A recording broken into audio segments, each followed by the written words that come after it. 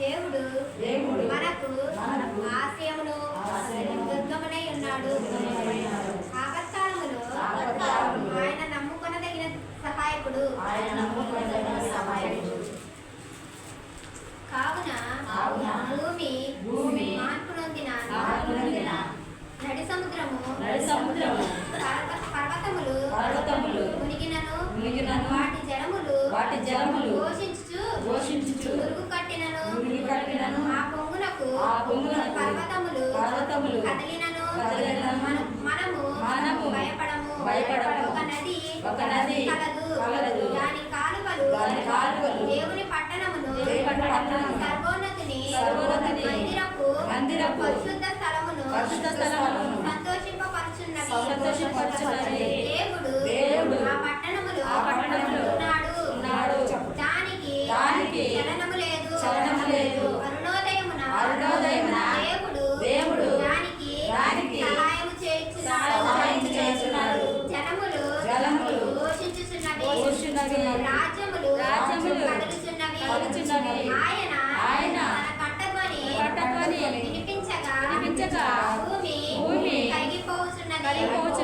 సైన్యములకు అధిపతియగు యెహోవా మనకి తోడై ఉన్నాడు. యాకోబు యొక్క దేవుడు మనకు ఆశ్రయమై ఉన్నాడు. యెహోవా చేసిన కార్యములు వచ్చి చూడుడి. ఆయనే భూమి మీద నాశనములు కలుగజేయువాడు. ఆయనే భూదిగంతముల వరకు యుద్ధములు మాన్పువాడు. ఇల్లు విరుచువాడు. బల్లెమును తెగనరుకువాడును ఆయనే.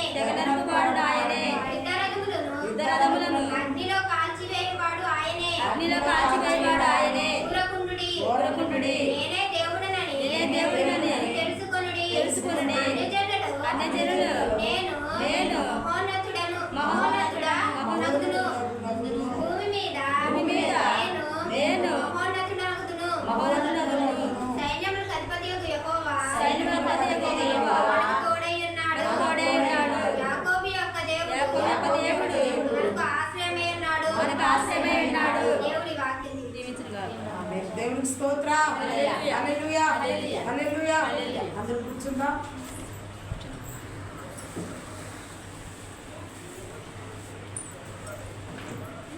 రెండో పాట చదువుతాం.